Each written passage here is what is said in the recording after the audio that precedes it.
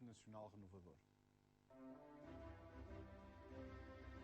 Portugueses, goste-se ou não, queira-se ou não reconhecer essa evidência, o anterior regime possuía um desígnio nacional. Desde então assistimos a uma situação em que se vai meramente remendando a nossa existência, particularmente a nível externo. Navegamos à vista. O Portugal de Abril é um país sem objetivos, apenas ilusões ou miragem, frequentemente passageira. A maior delas foi a bem-intencionada CEE, Espaço Económico de Livre Circulação de Pessoas e Bens, que evoluiu tenebrosamente para uma entidade federal supressora das liberdades pátrias.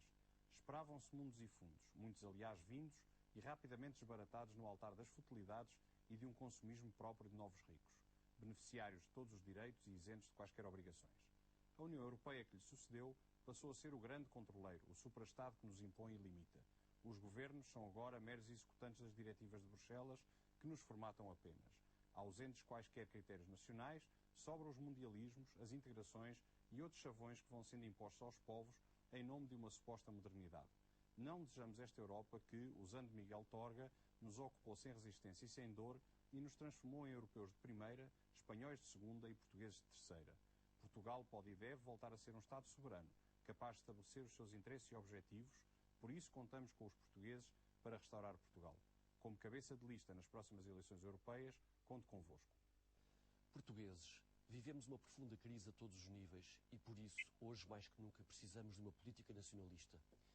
Não posso mais uma vez deixar de denunciar a perseguição política que este sistema moveu aos nacionalistas nos últimos meses. Um dirigente do PNR esteve preso mais de um ano em prisão domiciliária e foi depois condenado a pena suspensa por delito de opinião.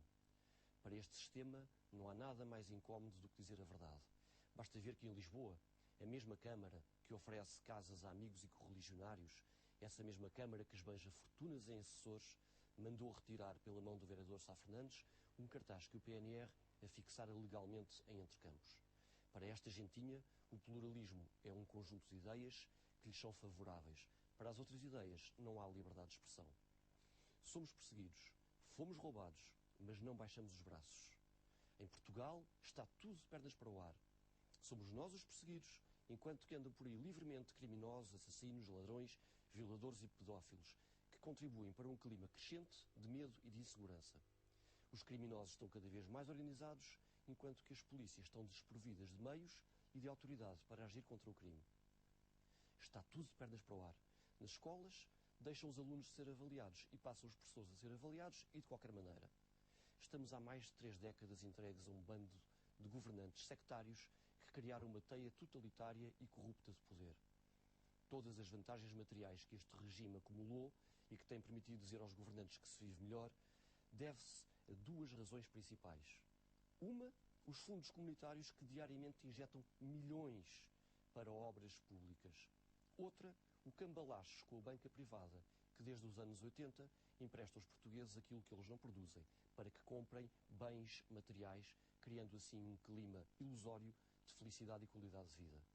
Ora, sem estes milhões da União Europeia e sem o crédito artificial dos bancos, que são fazer pagar bem caro, estaríamos hoje muito pior que há 20 ou 30 anos e sem as tais obras públicas.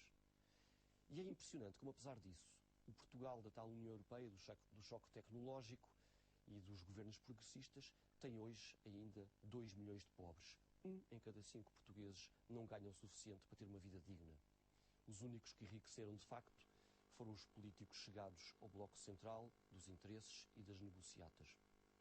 A corrupção custa muito mais ao país do que a crise internacional. E se nada for feito, acabaremos emparelhados com Angola ou com o Zimbábue na lista dos países mais corruptos do mundo. O PNR propõe medidas básicas de urgência em 3 campos fundamentais. Na imigração, é preciso alterar as leis da imigração e da concessão da nacionalidade. Na segurança, é preciso reforçar os meios de ação policial e combater sem tréguas a criminalidade, nomeadamente aquela dos gangues étnicos. No combate à crise, é preciso reduzir a carga fiscal para as empresas e proteger a família, investindo nela e criando o Ministério da Família. Como já estamos em dezembro, aproveito para desejar aos portugueses um Feliz Natal e um bom ano 2009.